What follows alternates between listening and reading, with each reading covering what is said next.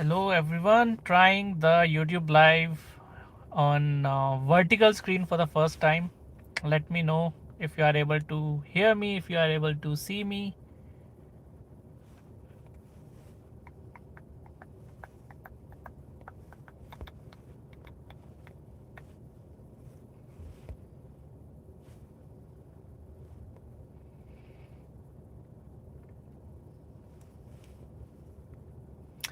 Hello Karthik, how are you? I believe I am audible. Hello Manoj, hello Shankar. How are you guys doing? What's going on? How's your weekend going? Am I audible correctly? Actually, I'm on phone and on the speaker, so I'm not sure if I'm. Hello, Mr. Piyush Garg. How are you, sir? Okay, I was not expecting that um many people will join. It's just a random live, and that too I am doing from the phone, sitting in my car in a parking lot while my wife is out there for an appointment. So thank you for joining everyone. Hello Sridhar. Yes, enjoying Christmas holiday. No, not holidays at this moment. Maybe after a few days. Just enjoying my weekend. Hello Manoj. Hello Learning Center. Siva Kumar, Prashant. All right. By the way, how is it like? I'm trying this vertical stream for the first time. Is it better than the regular landscape stream, or like did I caught you while while you were scrolling your YouTube shorts, or like did you get the notification? How did you join?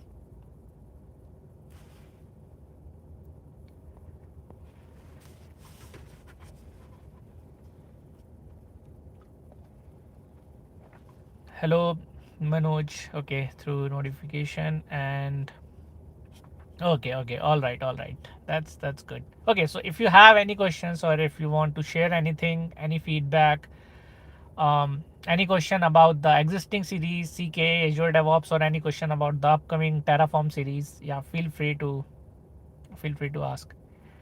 Do you have a cloud playlist related to AWS? For AWS, I have some videos, but it's not like I have videos related to AWS networking and some mini projects that I did some time back, but there is no specific playlist to AWS as of now. But yeah, maybe in near future I'll create some, but for now, no.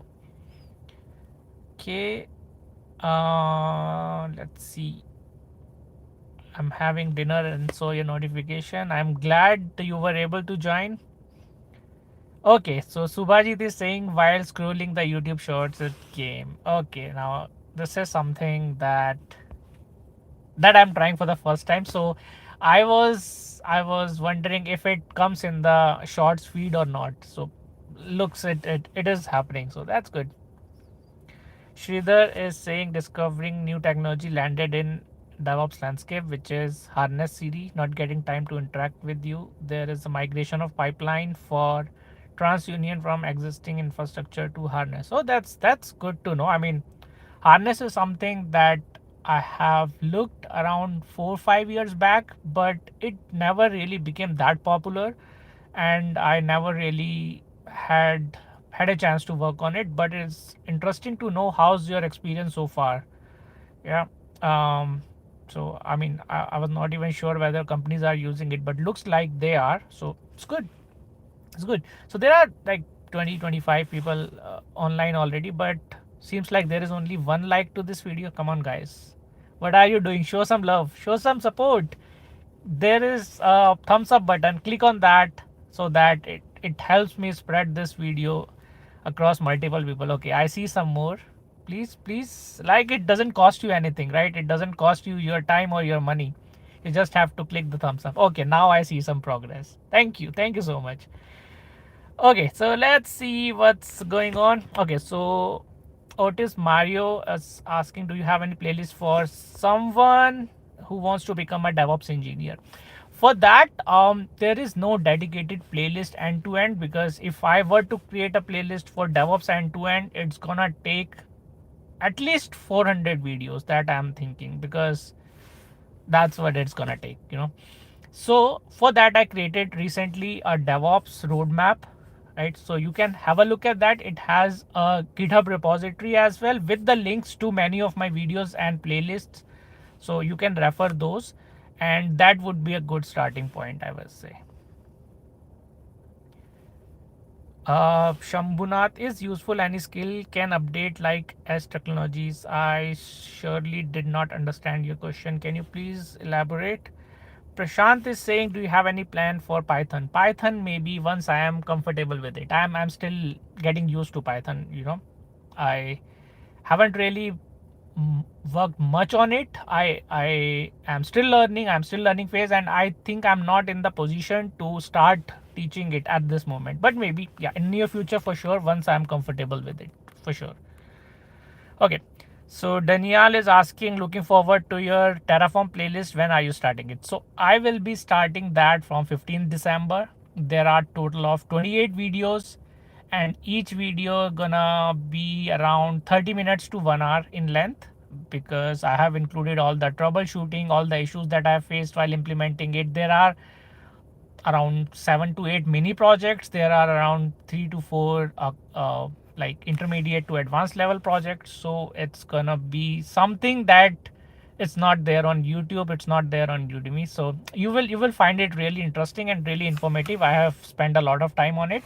So till now I have recorded 18 videos and 19 videos, including what I've recorded today.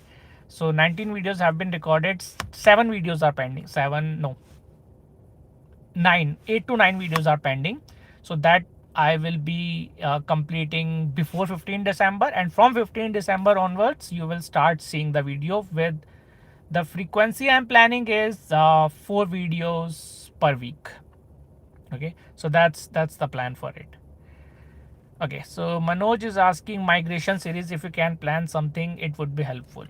Yes, definitely I can think about it. I have planned a case study or a use case for cloud migration, like in which we talk about cloud migration strategies, assessment, how do we do the migration, the challenges that we could face. I have planned one case study, but give me some time. So let me finish what I have started already. Let me finish this Terraform with Azure first. Then there are some more videos in the pipeline, and after that we'll think about the next series. Maybe it's gonna be another Terraform series, or it's gonna be any other part of it. So we'll definitely discuss on it. Okay, Sridhar is saying, currently working on migration of configuration and IAC pipeline and planning to implement on-premises Kubernetes cluster. That's amazing, Sridhar. That's gonna give you a lot of hands-on experience, a good learning experience, and it's gonna be great. Any flyweight tool used in DB version deployment? Shambhunath, yeah, so for DB deployment, I guess what we use is DECpack. There is one method of DB deployment that is called DECpack deployment, in which your DB objects are converted into a sort of script, and then you deploy that script as a DECpack file. It's .decpack file, and then you deploy that using your CI/CD pipeline. So that's what I've used earlier. I'm not sure if there is any recent advancement to that, but I will definitely check it out if there is anything else. Vijay is saying, I recently passed the CKA exam, and thank you so much, bro. Thank you, Vijay. I'm glad to know that my videos were helpful. Congratulations. So passing the CK exam, it's not like any other cloud exam, because it tests you real time on the environment, and it tests your troubleshooting skill. It tests your Kubernetes skill in real time, not just an MCQ based exam. So if you have passed it, congratulations. You deserve all the congratulations. So great job. Prashant, I request if you can share real time DevOps project demo. Prashant, so I have created a lot of projects in DevOps. Okay, and as like you can check my 10 weeks of CloudOps playlist. There are many projects in Azure DevOps playlist. There are many projects related to serverless. Like I have 30 plus or 40 plus projects already in my channel, and in the Terraform series, as I've told you, the upcoming series will be having around 7 to 8 mini projects and 3 to 4 big projects. So you can you can expect a good amount of projects in the upcoming series as well. Avinash is asking, yo Piyush, can you tell me how networking is needed in DevOps? Networking is the core for any DevOps role, any cloud role, any development role. Networking is something that you start at the very beginning. You need to understand how computers communicate with each other on a network. You need to understand OSI model in depth from layer 1 to layer 7. You need to understand HTTP protocol, HTTPS protocol, because when you talk about DevOps, you talk about DevOps and cloud. You are actually what you are doing. You are hosting your applications on cloud, or you are automating your infrastructure provisioning and deployment either on cloud or on premises with the help of tools and technologies, right? But when it comes to your application itself, your application is accessible to multiple users over the internet or within your company. So you need to be focused on implementing networking at all layers. You need to be implementing either it's a web application, hosted on port HTTP or HTTPS, or it's a TCP based application. So all those concepts are really important, and it is very handy when you do the troubleshooting as well. Like as a DevOps engineer, your job is not just to create CI/CD pipeline or infrastructure as a code tool or cloud migration, right? Your job is also to troubleshoot the issues that are there in the environment related to your automation or sometimes application issues as well. So for that, you need to know end-to-end networking knowledge. Like let's say if an application is having some latency issues, right? You are having, let's say your application team or your production team, operations team tell you that your all your requests are not getting completed. So you have to be efficient in troubleshooting and debugging that issue. You have to understand like how are the packets getting transferred from the source to destination, how to track that, how to check how many packets are being lost. You need to be able to capture all the packets, and you need to be able to troubleshoot it. There are tools such as Wireshark, right? You should be able to check the end-to-end flow of a packet where it is getting lost. You need to be able to check the trace route of it, like what is the next hop and where the traffic is getting lost. So all these, and there are like hundreds of more example I can give why networking is really crucial for any DevOps or cloud role. So yes, this is a must have, and this is what everyone should be doing. Okay, is there any tool for database related deployment which maintain version at DB level? I'm not really sure. There could be. So DACPack is something that you use that I've already told you, and you can use it along with some CI/CD tool. You can use it with some tools such as Argo CD for GitOps and all. But yeah, I guess that you can look at that. Hamza is saying, hey Piyush, many thanks for your valuable videos and information. Thank you so much, Hamza. I'm glad you find it helpful. Thank you so much. Daniel, great work. Thank you, Daniel. Pink, by going through your CK course in YouTube, can we implement it real time? Yeah, sure. Why not? What do you mean by real time? First, I would like to understand more on this. Real time is what? So when you are learning something and implementing it, when you are doing the hands-on, that's real time for you. Like you are not just watching the videos, right? You are doing the hands-on on an environment, on your PC or on the cloud. So that's real time. So elaborate more on what do we mean by real time. So yes, people will say that you should have the production based or real time corporate level experience, but how would you get corporate level experience without getting into corporate? Okay, I just want to understand this point. Yes, you can create some pipelines that have end-to-end all the steps, including everything, but at the end of the day, it's just your personal project. No matter how well you do it, how many steps you add to it, At the end of the day, it will be your personal project. So yes, it is a real-time experience when you do it yourself, but there's a difference. So try to understand that. Okay, 𝗏𝗏, which cloud projects help to get entry level job? So it's hard to say this answer in one line because there is no such project that can do the magic and get you a job. So you need to get your fundamentals right first. Even for an entry level job, considering the competition that we have in the market nowadays, right, you should be proficient in the fundamentals, all the networking concept, infrastructure concept, Linux administration, scripting, and cloud DevOps tools and so on. And then you start working on projects. So just project won't help you, just learning won't help you, just doing certification won't help you. You have to step up your game. You have to do something that not many people are doing. I always say this point, because you have to be ahead in the competition. You have to make sure that you are doing things that actually matters, right? So learning is one thing.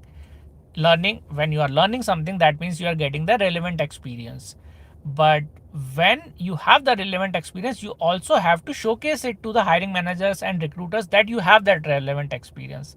And that would help when you implement the projects. You create GitHub repository, you create technical blogs out of it, you publish your progress on LinkedIn, Twitter, and so on.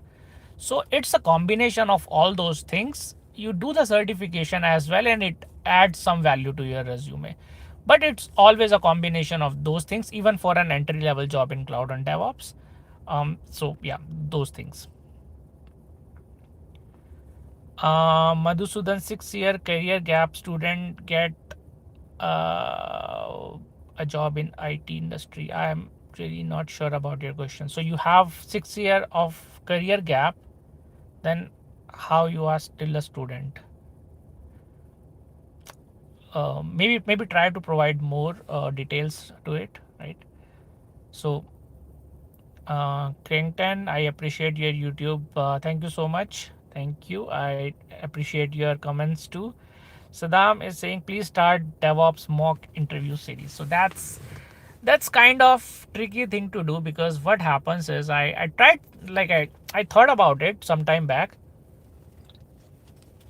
but then what will happen, let's say if I did DevOps mock interview with someone over the YouTube, and then that person after a few months or sometime next they get a job.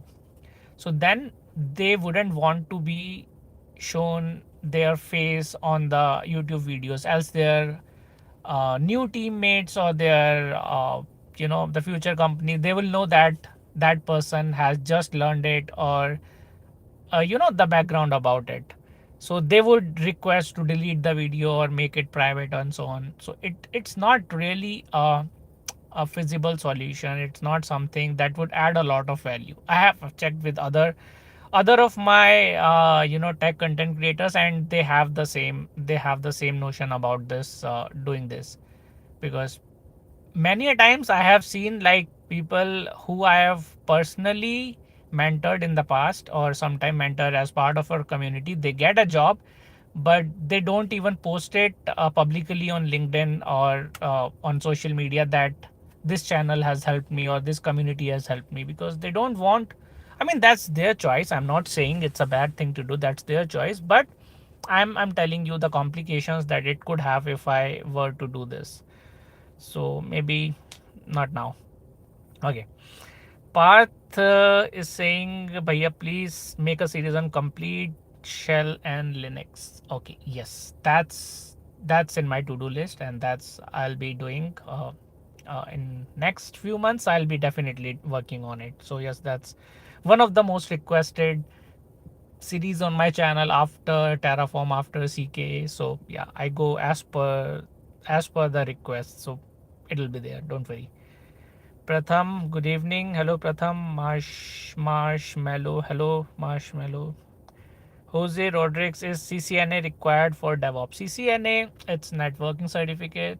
It's not as a mandatory requirement for DevOps, but if you have done it, it's really good because you would now understand all the nitty gritty of networking part of infrastructure. So it's good to have thing, not is it not like you will get a lot of value just looking at the certification, but as the knowledge that you get from it, it will be helping you long term.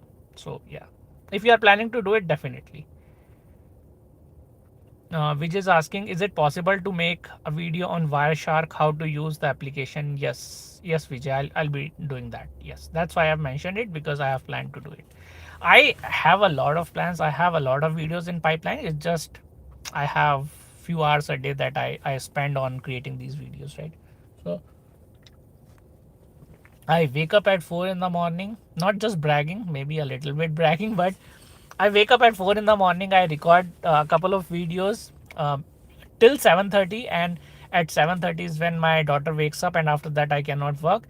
Then I drop her to the daycare at 9, and then from 9 onwards my office starts. So it's hard to get time to do all the things that I want to do.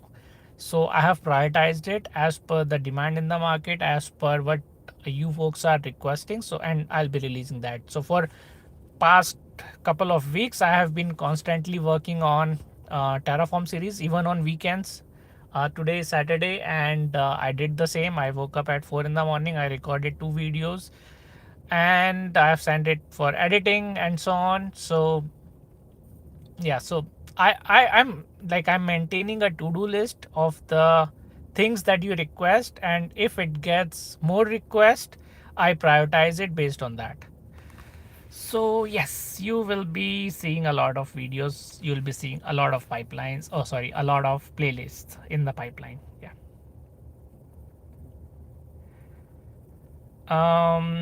Dark said, thank you so much for the CK series. I have completed the series, but should I do the certification because the updates is around January 15th? Okay, so if you have completed everything, if you have done enough hands-on, I think you are ready to do the certification. And if you give that certification CK before 15th of January, then you will be still getting all the questions that we have discussed in the series, whatever exercises that we have done. But if you give after 15th January, there'll be some additional topics that will be added. So there are what I have seen is there is webhook has been added, stateful sets have been added, and custom resources, custom resource definitions, operators. Few more topics have been added. Few have been discontinued, such as etcd upgrade, etcd backup and restore. I believe that have been discontinued from that new update onwards.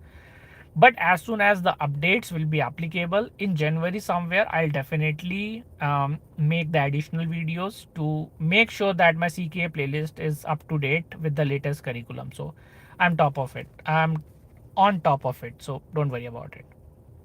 But if you are planning to give that before that, that's okay too. You don't have to wait.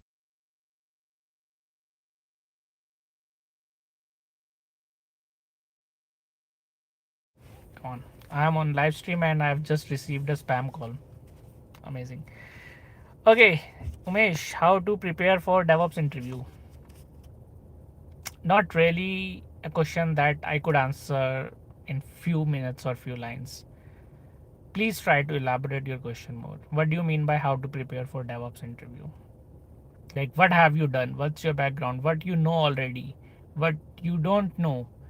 What hands-on have you done? What projects have you created? What certifications have you done? Or like, what are you planning? So there is a lot that goes behind how to prepare for DevOps interview, right? So you need to provide me some context before I could provide you an answer. And there is no one answer that is applicable to all the interviews, right? Darkseid is asking, I'm having hard time learning serverless and event driven in AWS. Yeah, I totally get it. Sometimes it is hard, but I believe if you focus more on the programming side of it, let's say if you are using Python for it, so focus more on Python than the serverless itself. Serverless is something that like the concept is not that much to spend time on, but you should be spending more time on learning the programming language that you are using with it. And yes, it is hard, but that's a good thing, right? If something is hard, that means not many people are doing it. If not many people are doing it, but company needs it, and if you are doing that, that means you are already ahead in the game. So if something is hard, you should definitely do it. I mean, this is the way I see it. If Kubernetes is hard, so that's the first thing that you should be doing, because like other people must have been thinking about the way you are thinking, that it is hard. Okay, let's say someone started doing learning Kubernetes. Oh, it is hard, I'm not gonna do it, and then they just stop it. But that's just one less competition for you in the market. So that's, one more reason why you should do it. So yeah, go for it. Don't worry about it. Parth, I have already answered your question. Yes, you don't have to paste the same question again and again. Yes, I'll be creating Linux and shell scripting series soon. Yes, please stop spamming. Okay, 𝗙𝗃 𝗧𝗧 is your okay. It series is good enough to crack DevOps 4-year experience interview. Okay, I would say it's good for someone. See, if I were an influencer, I would have told you yes, it's more than enough. I would have even provided you guarantee 100% job placement guarantee based on that, but I'm not gonna do that. I'll tell you the reality, and reality is sometimes it's hard. So the hard reality is that it's in those 40 videos or 25 hours of content, that's just the fundamentals of Kubernetes. Okay, that's something that someone would expect from a beginner to intermediate level of a professional, right? So that's not something that is advanced enough. That's not something that I have a lot of things. It has one project, but again, that project is, I would say, intermediate level project. So what else do you need for the Kubernetes specific interview? You will need to implement some more projects. You would need to do that whatever we have done on premises Kubernetes cluster, you would have to do that on a managed Kubernetes service as well, such as EKS, AKS, or GKE, or on VMware, or on bare metal, like those things, right? So you need those skill set, those hands-on experience as well. You also need to understand how do we do the migration from on-premises to a Kubernetes cluster. Like how do we do the assessment? How do we actually plan the migration? All the strategies that we need to use, all those things, right? Then the next thing is you also need to learn some tools along with it. Tools such as Helm, Customize, Argo CD for GitOps, Terraform, all those things. So once you do all those things, plus you are good in troubleshooting Kubernetes specific issues, related to, again, cost optimization, related to performance improvement, all those things, then you would be ready if you're talking about a 4 years of experience. I hope I was able to answer your question. Marshmallow, which programming language must learn in DevOps? So there is not something that is must to learn. There are some DevOps job which does not require you to learn a programming language, but there are some jobs in which there is a mandatory requirement to know at least one programming language. But if you are someone who has just started it and you want to learn, then Python is what I would suggest. So if you are absolute beginner, go with Python. If you have some basic understanding of OOPS concepts, programming, and so on, so you can go with Golang. Okay, that's what I would suggest. Please make some video on multi-environment, multi-account strategies. Yes, definitely. That's all in plan. Multi-environment, multi-account. I have cloud migration. Like many videos are in pipeline. Definitely. Kavindu, can you start Linux and script 0 to hero course for DevOps community? Yes, Kavindu, that's what, maybe you have not heard the previous answer. So yes, I'll be planning that hopefully from February or March somewhere. I think that's gonna be my next series after Terraform. So Linux and shell scripting, definitely. Gaurav, love your content. Thank you, Gaurav. That's it. GitHub Actions versus Jenkins. Which one to choose? I saw many videos, but I need real-time experience on which one to use. So it totally depends on, it was never about tools. Okay, you learn a tool to get the fundamentals knowledge of how CI/CD works in DevOps. What are the different stages into it? What are the parallel steps? What are multi-branch steps? All those things, and then you move on from one tool to another as per the organizational requirements. I started with Jenkins around, it was 10 years back. I worked for a few months or a year, and then I moved to a different company, and then I moved to a different company, and then finally I started with Azure DevOps. But it was easy for me to learn Azure DevOps because I already worked on Jenkins. I already knew the concept of CI/CD pipeline from Jenkins. So if you are someone who is just starting out and have no idea about CI/CD or DevOps, then Jenkins should be the first thing that you should start with. I have created a video on why you should do that. And then you move on to any modern CI/CD tool such as GitHub Actions or Azure DevOps or GitLab CI/CD. There are many other, so make your choice accordingly. Parth is saying you're using your CK skills. I got past CK and CKAD. Thank you so much. Love from Germany. Thank you so much, Parth. It's great to hear success stories. It's great to know that my content is helpful. So congratulations. Thank you. Marshmallow, English communication, how to improve? I would say just practice it. Any skill that you want to improve, English is just another language. So if you practice it enough, you should be able to improve it. That's the only thing. Don't really hesitate saying something in public or to someone and thinking about like others will make fun of me. So don't just think about that. English is not my first language. Even then, I'm doing the live stream. Even then, I record in videos on my channel, 200 plus videos on my channel. So you just have to practice it enough. That's what I do. If you are fearful of something, that's one more reason why you should be practicing that thing more and more. Okay. DevOps enthusiast. I used to forget many services after doing practical things also. What should I do? So maybe change your approach a little bit. Even if you're saying that after doing practical you forgot, that means you have not implemented it in a complex way. So try to think, if you keep hosting an application that is just single page HTML, so maybe you forget after some time. But if you spend some time on it, make it, let's say, a containerized application or multi-service microservice based application with a database, with a front end, with a back end, then you will be able to retain it for a long time. And the other way you can retain your knowledge for a long time is by documenting it.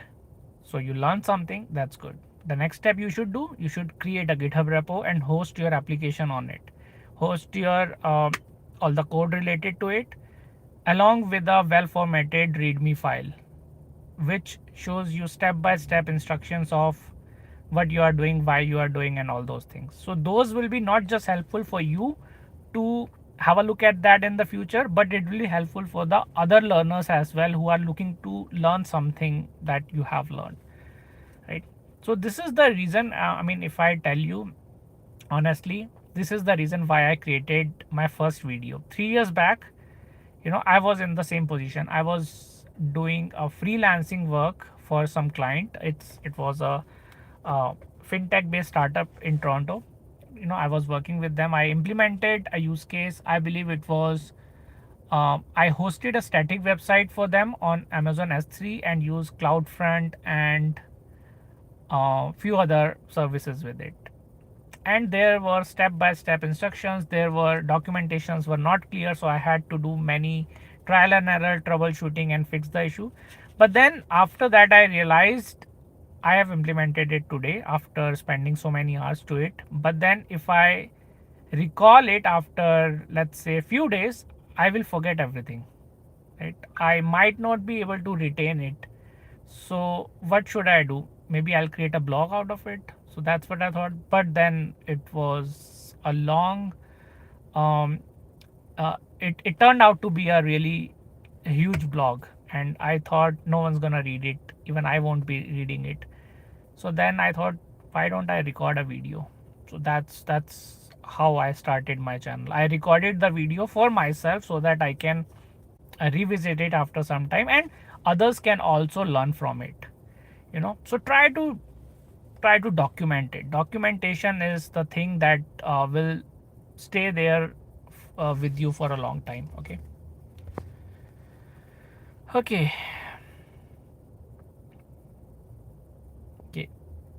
Abhi is asking Kubernetes HPA request maximum count, and what if our application goes beyond the maximum count? What maximum count are we talking about? Are we talking about maximum pods per node?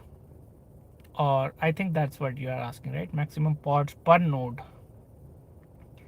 Or if you're saying, like, if you have set the maximum count, let's say 10 replicas, and your application scales beyond that, what will happen, right? So it won't be able to, your pods will not be created after that. Your HPA process, I'm not sure, maybe it will throw some error that it reaches to maximum or something. Maybe this is something that we should try. It's a good scenario. Yeah, you can try it out. You can follow my HPA video from Kubernetes and try to do the stress loading on, a load test or a stress test on your Kubernetes pod, scale it to the maximum and see what happens.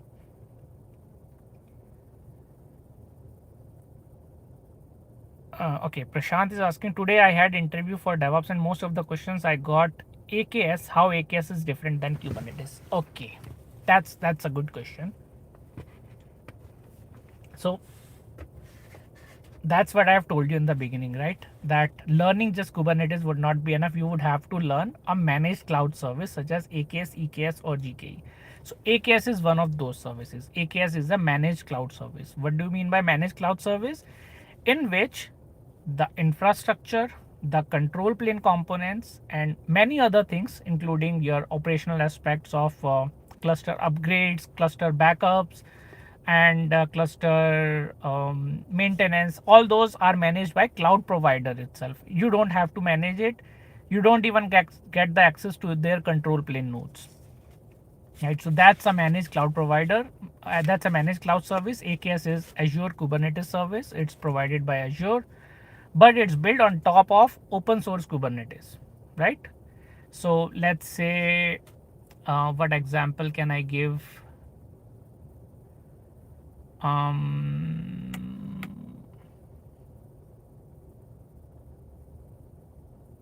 Okay, I'm not able to recall anything at this moment, but understand this. So you have a open source product, and on top of that, you create a fork out of it. If I were a cloud provider, what would have I done? I would have forked that repo, okay, add some additional features on top of it, and sell it as a managed service. So this is what Microsoft is doing. Microsoft took the fork of open source Kubernetes project, added few features such as node auto provisioning, automatic cluster upgrade, control plane management, maintenance window, many other things, including certificate management, and now they are selling it as a managed Kubernetes service, AKS.